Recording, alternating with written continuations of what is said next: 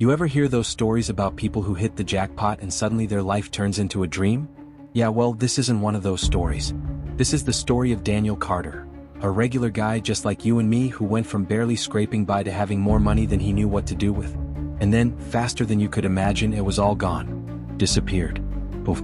But here's the kicker, the way it all unraveled? You won't believe it. Daniel was an ordinary man, working an uninspiring 9-to-5 job at a local hardware store. He wasn't necessarily unhappy, but he wasn't thrilled about life either. Just another guy trying to get by, day by day, week by week. Bills were always a headache, rent kept going up, and the thought of ever owning a home? Yeah, not gonna happen. Now here's where things get interesting. One day, after a particularly long shift, Daniel stopped at a convenience store to grab a soda. As he fumbled for change at the counter, his eyes landed on a bright, flashy lottery ticket by the register. It was one of those ridiculous jackpot drawings that only suckers play, you know? A ridiculous, life-changing amount of money that people buy tickets for just to dream. The clerk, a grizzled old man with an amused smirk, must have noticed Daniel staring at it. "Come on," he said, leaning forward, "somebody's gotta win it." Daniel scoffed, "Yeah, right?" But then, for reasons he couldn't explain, he reached into his pocket and handed over his last $5 bill. "What the hell?" he muttered. He wasn't even sure why he did it. Maybe boredom. Maybe desperation. Maybe fate. And just like that, with a casual scratch of the ticket, Daniel's entire world flipped upside down. $187 million. Yeah, you heard that right. $187 million. At first, he thought it was a joke. His hands were shaking so badly he almost dropped the ticket. The store clerk leaned over, eyes bugging out of his skull. "Son," he whispered, "you just won the damn lottery." What happened next was a blur. Reporters, interviews, flashing cameras. Strangers suddenly acting like they'd known him forever. Friends from high school he hadn't spoken to in years magically appeared, full of warm nostalgia and suspiciously eager grins. Even his distant relatives crawled out of the woodwork, all suddenly desperate to reconnect. And the money? Oh, the money. Within weeks, Daniel had traded his dingy apartment for a sleek penthouse in the city. He bought a brand new sports car, a ridiculous mansion with more rooms than he could count, and started spending like there was no tomorrow. Lavish parties, expensive vacations, extravagant gifts for people he barely knew. Money wasn't just an asset to him anymore, it was a tool, a weapon, and it felt incredible. But here's the thing about money, it doesn't just change your life, it changes you. The first warning sign? His best friend, Mike, who had been there for him through thick and thin, started acting differently. At first, Daniel thought it was just jealousy. Mike had always been the rational one, the one warning him to slow down, to think about the future. But Daniel wasn't listening. Why should he? He was rich now. He didn't need advice. "Dan, listen to me," Mike said one night after another wild party. "You're burning through this cash like it's infinite. But it's not. And these people around you? They're not your friends. They're just here for the ride." Daniel just laughed it off. "You sound like an old man, Mike. Relax. I got this." He didn't. The first million vanished in a blur. Then another. Investments that seemed like sure bets turned into disasters. Business partners who promised the world vanished overnight. The friends who once toasted to his success were nowhere to be found when the debts started piling up. And then came the night. It started like any other party. Loud music, expensive drinks, a house full of beautiful strangers. But then, sometime past midnight, something strange happened. Something that, in hindsight, should have been the biggest red flag of all. A man showed up at the party. A man Daniel didn't recognize. Tall, well-dressed, and eerily calm. He moved through the room like he belonged, but something about him was off. When he finally found Daniel, he didn't ask for a drink. He didn't introduce himself. He just leaned in close and whispered something that sent a chill down Daniel's spine. "You should enjoy tonight, Daniel. Because tomorrow, everything changes." And just like that, he was gone. Daniel blinked, heart pounding, scanning the room, but the man had vanished. Who was he? A jealous investor? A con artist? Someone from his past? He tried to shake it off, to tell himself it was just some weirdo playing mind games. But deep down, he couldn't ignore the sinking feeling in his gut. The next morning, Daniel woke up with a brutal headache, his penthouse trashed from the party. He groaned, rolling over, reaching for his phone. But the moment he unlocked the screen, his blood ran cold. His bank account was empty. Not low. Not missing a few million. Empty. Everything gone. And that was just the beginning. Daniel stared at his phone screen, his pulse pounding in his ears. He blinked, hoping, praying, that it was some kind of glitch. Maybe the bank's app was down. Maybe there was an error. But the number didn't change. $0. His hands were shaking now. He scrambled out of bed, ignoring the mess from the night before, and dialed his bank. His heart felt like it would explode as the automated voice droned on. For balance inquiries, press 1. He jabbed the button. Silence. Then, your available balance is $0.00.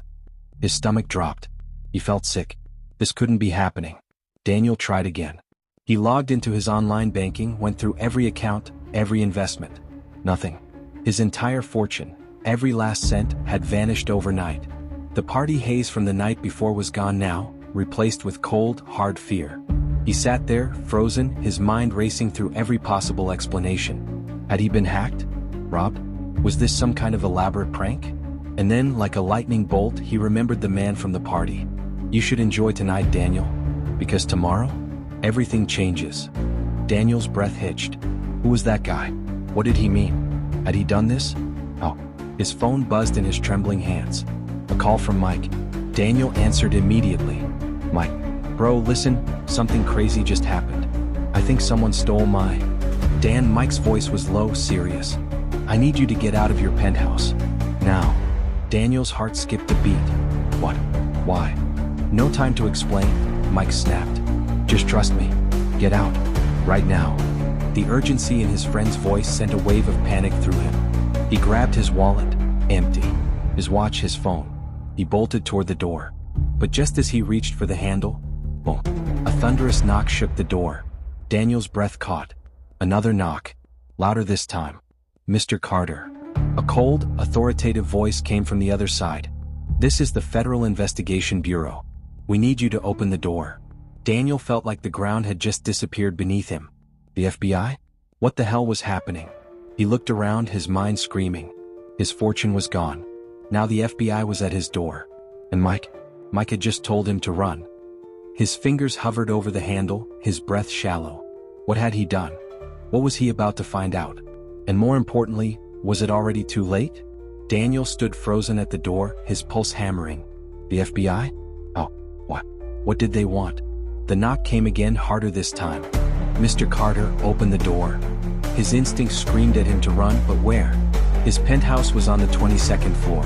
The only exit was the front door, which was currently blocked by federal agents. His phone buzzed again. Mike. Daniel answered in a whisper, panic in his voice. Mike, the FBI is here. What the hell is going on? I know, Mike said. Listen carefully. Don't open the door. Get out through the back. There is no back. Daniel hissed. I live in a penthouse, remember? Pause. Then Mike's voice turned grim. Then you're out of time. Before Daniel could respond, the door burst open. Agents in dark suits stormed in, guns drawn. Hands where we can see them. Now. Daniel instinctively raised his hands, his mind a chaotic mess. What was happening? What did they think he did? One of the agents, a tall man with sharp eyes, stepped forward. Daniel Carter, you are under federal investigation for financial fraud, tax evasion, and embezzlement. Daniel's blood ran cold. What? No, you've got the wrong guy. I didn't do anything. The agent didn't flinch. Then maybe you can explain why $187 million disappeared overnight and multiple offshore accounts have been linked to your name? Daniel's stomach dropped. Offshore accounts? He didn't have offshore accounts. Someone was setting him up. Before he could speak, his phone buzzed again. Another call. Unknown number. One of the agents snatched the phone before Daniel could react. He glanced at the screen, then smirked. Well, looks like someone wants to talk to you, Mr. Carter. The agent held out the phone, pressed speaker. A deep, chilling voice filled the room. Daniel, I told you everything would change. It was him.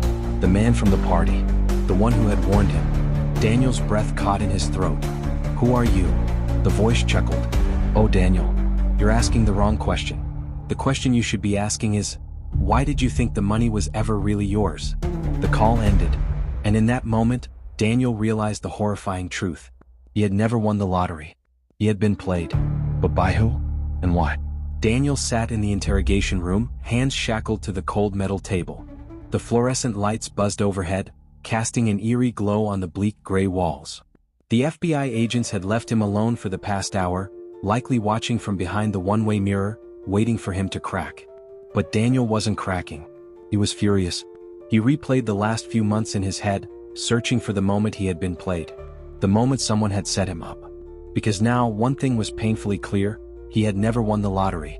The money, the lifestyle, the high-rolling investments, it was all an illusion. The door creaked open.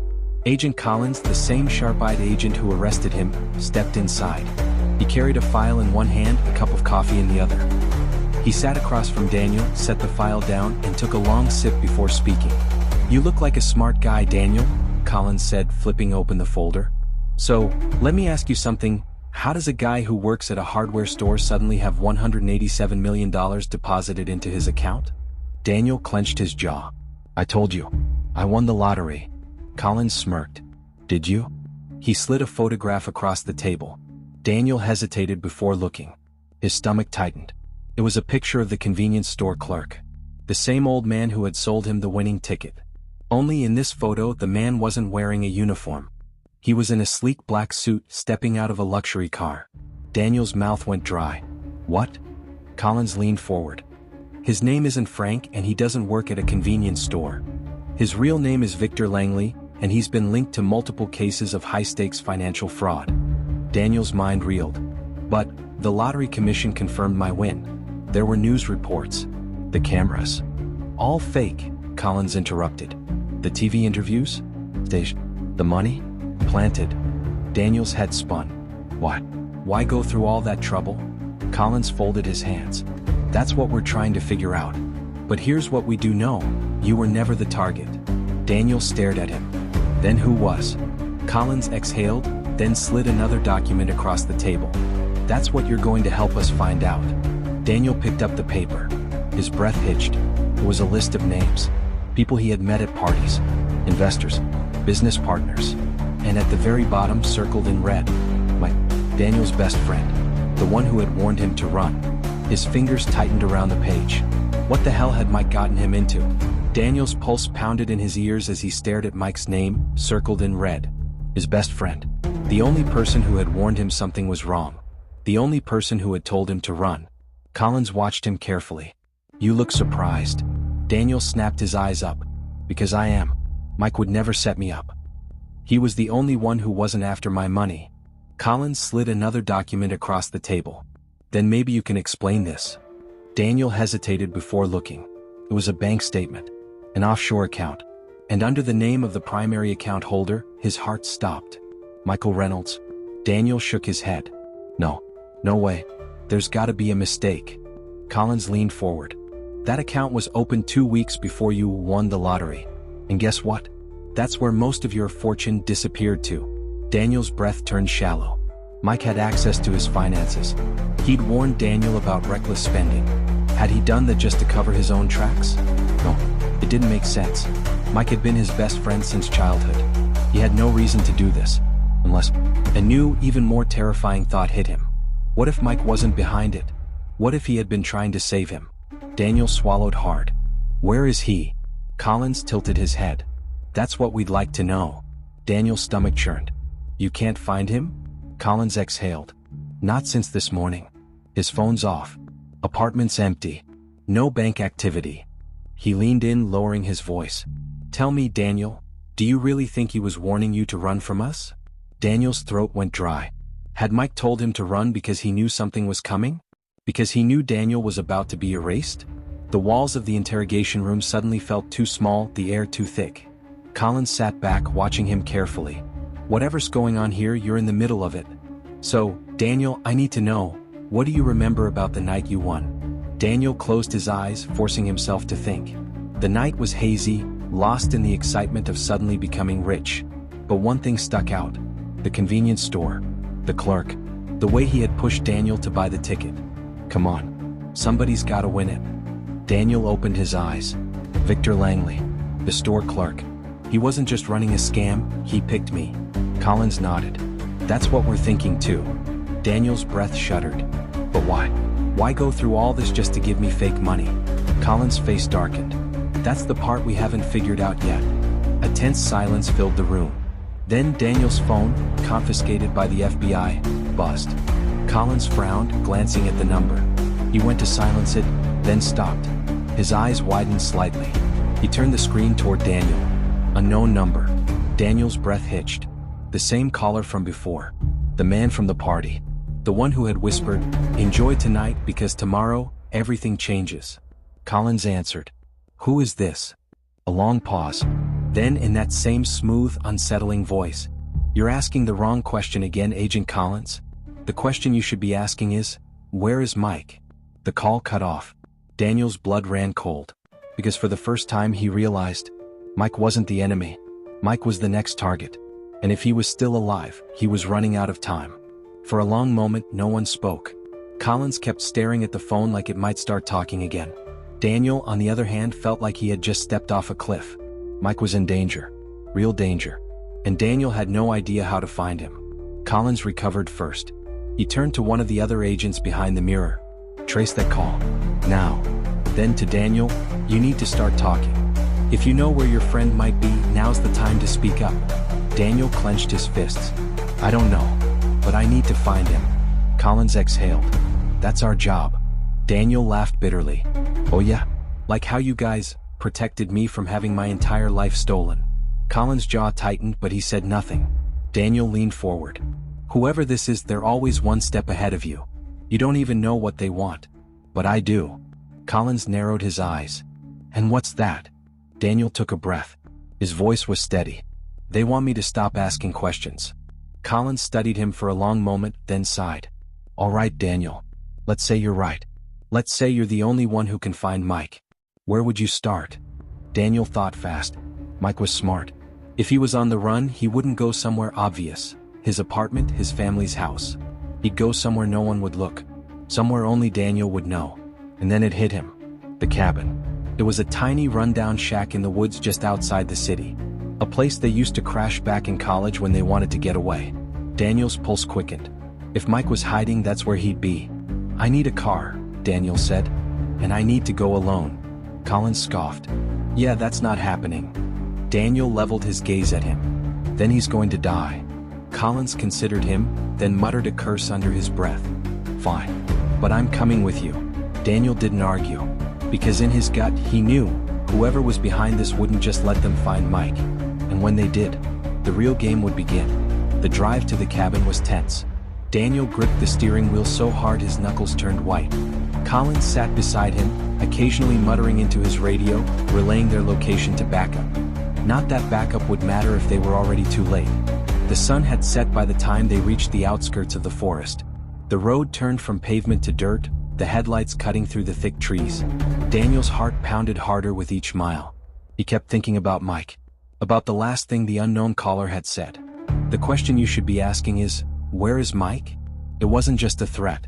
It was a warning. Daniel swallowed hard. Please be alive, man. Finally, the cabin came into view, a rundown wooden structure half hidden by overgrown weeds. No lights. No sign of life. Daniel pulled up and killed the engine. The silence was deafening. Collins reached for his gun. "Stay behind me." Daniel ignored him and ran for the door. It was unlocked. His stomach dropped. He pushed inside, heart hammering. Mike. No answer. The cabin was exactly how he remembered it. Dusty, cramped, the same old furniture covered in sheets. But something was off. The air felt wrong. And then he saw it. A single chair in the middle of the room. A phone sitting on the seat. And next to it, a bullet. Daniel's stomach twisted. He grabbed the phone with shaking hands. The screen was cracked but still lit up. There was one unread message. He clicked it open. It was a video. With trembling fingers he pressed play. Mike's face appeared on the screen. His lip was busted, his eyes wild with fear. He was in a dark room, his breathing ragged. Then he whispered, "Daniel, they don't want money. They don't want revenge. They don't even care about the lottery. A hand grabbed him from behind. Mike let out a strangled gasp before the screen went black. Daniel stood frozen. The silence in the cabin felt suffocating. Collins hovered behind him, watching the screen over his shoulder. "He's still alive," he said, voice low. "For now." Daniel clenched his fists. "We need to find him." Collins' phone buzzed. He pulled it out, frowning. His face drained of color. Daniel turned to him. "What?" Collins turned the screen toward him. It was a live feed. Mike was tied to a chair in a dimly lit room. A figure stepped into view. A man in a suit. Come. Smiling. Daniel's blood ran cold. Victor Langley. The fake lottery clerk. The man who had started all of this. He looked straight into the camera and spoke. Daniel. It's time we finally talk. The feed cut out. Daniel's entire body went numb. Mike wasn't just a hostage. He was bait. And Daniel had just walked straight into the trap. Daniel's mind raced as he stared at the blank screen. Victor Langley. The man who sold him the winning ticket. The man who set him up. And now he had Mike. Collins was already on his radio. We just got a live feed, trace it now. I want a location yesterday. Daniel barely heard him. His pulse pounded in his ears. He had spent the last few days thinking he was just some unlucky fool who had gotten caught in a scam. But now it was clear. This wasn't random. This had been planned. His hands curled into fists. I'm done waiting. We need to go. Collins shot him a sharp look. Go where? We don't even know where they are yet. Daniel turned toward the phone, staring at the bullet next to it. Mike's voice echoed in his head. They don't even care about the lottery. If they didn't care about the money, then what was this really about? What did they want from him? Daniel's eyes flicked back to the phone screen. The video had been sent from a private server. No number. No way to call back. But then he noticed something. A small, flickering detail in the top right corner of the screen. A neon sign. Daniel squinted. He knew that sign. He had seen it before. And then it hit him. The Lexington Hotel. An abandoned building on the east side of town. It used to be a hotspot for crime, back before the city shut it down. But some people still used it. People who didn't want to be found. His stomach clenched. That's where they were keeping Mike. Daniel grabbed the keys. I know where he is. Collins barely had time to react before Daniel was already out the door. Daniel, wait. But Daniel didn't stop. Because deep down he knew. This was the endgame. And he was about to walk straight into it. Daniel's heart pounded as he sped through the dark streets, gripping the steering wheel so tight his fingers ached. The Lexington Hotel loomed in his mind like a storm cloud, a place he hadn't thought about in years. And now, it was the place where everything would end. Collins was furious. He sat in the passenger seat, muttering into his radio, calling for backup. I swear to God, Daniel, if you don't slow down. Daniel's jaw clenched. I don't have time to slow down. Mike was waiting, and so was Victor Langley. Collins exhaled sharply. Listen, I get it. You think you're the hero in all this, but you don't know what you're walking into. Daniel kept his eyes on the road. Then tell me. Collins hesitated, then sighed. Fine. Here's what we know. The lottery wasn't a scam, it was a setup. Victor Langley is just a name. He's connected to something bigger. Daniel glanced at him. Bigger how? Collins' grip on his gun tightened. Every few years, a winner is chosen. Not by luck, not by chance, by them. And every single one of them, they disappear. Daniel felt a cold shiver crawl up his spine.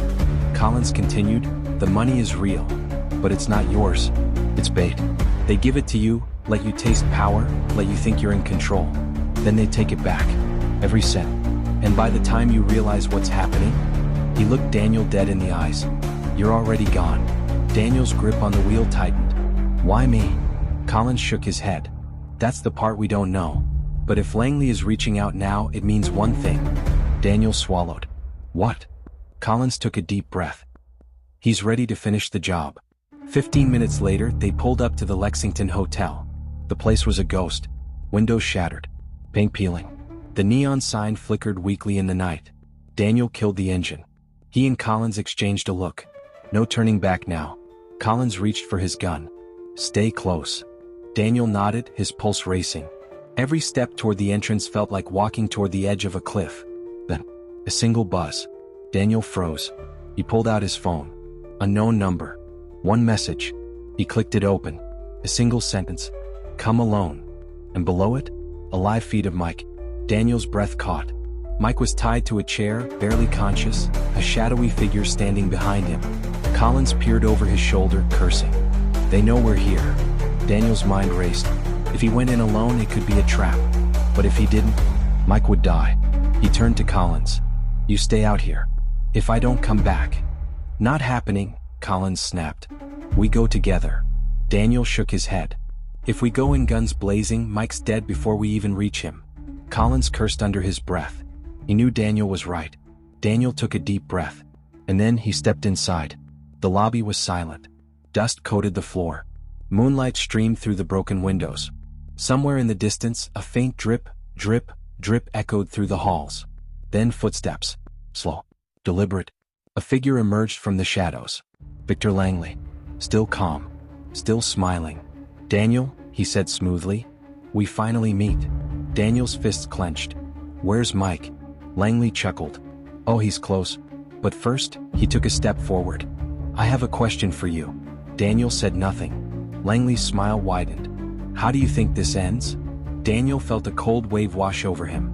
Because deep down, he wasn't sure he wanted to know the answer. Daniel stared at Victor Langley, his mind racing. This was it. The moment everything had been leading up to. Langley stood there, calm as ever, hands in his pockets, eyes glinting with something between amusement and calculation. "Come on, Daniel," he said, tilting his head. "How do you think this ends?" Daniel's fists clenched. "I don't know. You tell me." Langley let out a soft chuckle. "Oh, you already know. That's the worst part, isn't it? You just don't want to say it out loud." Daniel's stomach twisted. "Where's Mike?" Langley sighed, shaking his head. "Always so focused on the obvious. But fine. Let's not waste time." He snapped his fingers. A door at the far end of the lobby creaked open, and there he was, Mike, beaten, tied to a chair. A single, bare light bulb flickered above him, casting long shadows across the room. Daniel's chest tightened. "Mike?" Mike's head lifted weakly. His face was bruised, but his eyes were still sharp, still aware. Langley stepped between them. "Ah, not so fast." He gestured at the scene. "This isn't just a reunion, Daniel. This is a test." Daniel's breath caught. "What?" Langley clasped his hands behind his back. "Let me explain." He began pacing. Slow. Controlled. "You were never supposed to win the lottery, Daniel. That ticket? It wasn't random. It was a key. A door. An invitation." Daniel's pulse pounded. Langley continued, his voice eerily smooth. "We choose people like you. People who are desperate. Who are willing to take risks, even if they don't understand the consequences." Daniel's throat was dry. "For what?" Langley turned to him, his smile widening. "A game." Silence. Daniel felt his blood turn cold. Langley gestured around the empty hotel. "Do you really think you're the first? The only one? No. Every few years we pick someone. We watch. We test. Some survive. Most don't." Daniel took a step back. His stomach churned. "You're lying." Langley chuckled. "Am I?" He waved a hand. The far wall lit up. A projector flickered to life, displaying a grainy black and white video. Daniel's heart nearly stopped. It was him. Footage from the moment he scratched the ticket. The moment he won. The moment the money came flooding in. And then, another man. Same setup. Same celebration. Same rapid downfall. Then another. And another. Different faces. Different lives. All the same story. Daniel couldn't breathe. Langley's voice was barely a whisper now. "This isn't about money. It never was. This is about what happens next." He turned to Daniel, eyes gleaming. "It's time to decide." Daniel's body tensed. "Decide what?" Langley smiled. "Whether you win the real prize, or lose everything." Daniel's heart pounded like a drum. Because deep down he knew. The real game had just begun. Daniel's pulse hammered in his ears. The truth was out. This wasn't luck. This wasn't a scam. This was a game. And he had been a player from the start.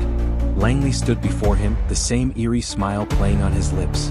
Behind him, Mike sat slumped in a chair, barely conscious.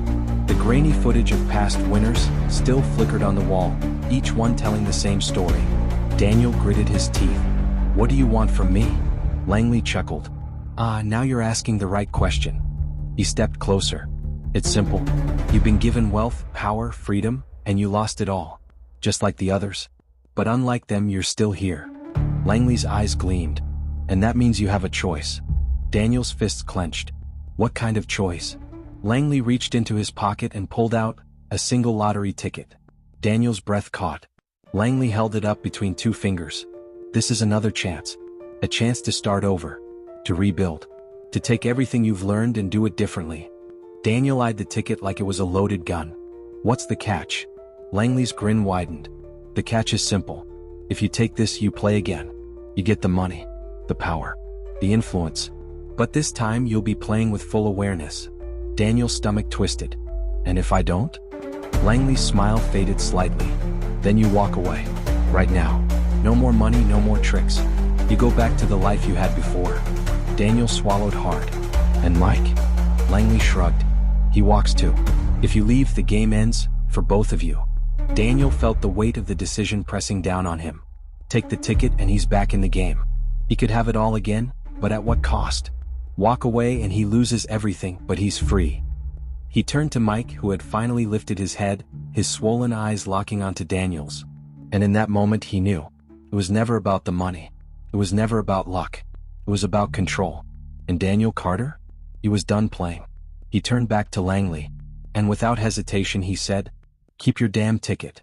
A flicker of something unreadable passed through Langley's expression. Surprise? Disappointment? Amusement? Then slowly he nodded. "I figured you'd say that." Daniel's jaw tightened. "Then we're done here." Langley smiled faintly. "Yes, we are." And then, the lights went out. For a split second, Daniel's heart stopped. Then footsteps. Rapid. Fading. When the lights flickered back on, Langley was gone. And the chair where Mike had been? Empty. Daniel's blood turned to ice. "Mike." A groan echoed from the side of the room. Daniel whipped around. Mike was on the floor, coughing, his bindings cut. Collins stood over him, gun drawn. "Relax. He's fine." Daniel's chest heaved. Langley. Gone. Collins scanned the room, jaw tight. But not for long. Daniel helped Mike up, relief flooding him. "You good?" Mike grimaced. "Never better." They turned to Collins. "What now?" Collins holstered his gun. "Now, we shut this whole damn thing down." Daniel exhaled. The game was over. But something in the back of his mind told him this wasn't the last time he'd hear the name Victor Langley. Daniel's hands were shaking. His heart pounded so hard he could hear it in his ears. The truth was finally laid bare. He had never won the lottery by chance. It was never luck. Langley and his people had orchestrated everything, choosing him, watching him, waiting for him to fall apart. And now, the same man who had ripped his life apart stood before him, holding out a new lottery ticket. "A fresh start," Langley said smoothly. "A chance to do it all again. This time with knowledge. With experience." He tilted his head. "With power." Daniel swallowed hard. This was the real test. Take the ticket and he'd be back in the game. The money, the influence, the control, all his again. But he would always be part of their system, trapped in a cycle of their making.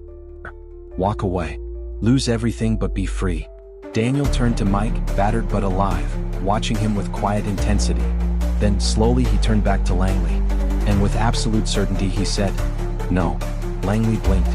For the first time his smile faltered. Daniel took a step closer, his voice steady. "I'm done playing your game." Langley sighed as if mildly disappointed. Then without a word he simply tore the ticket in half.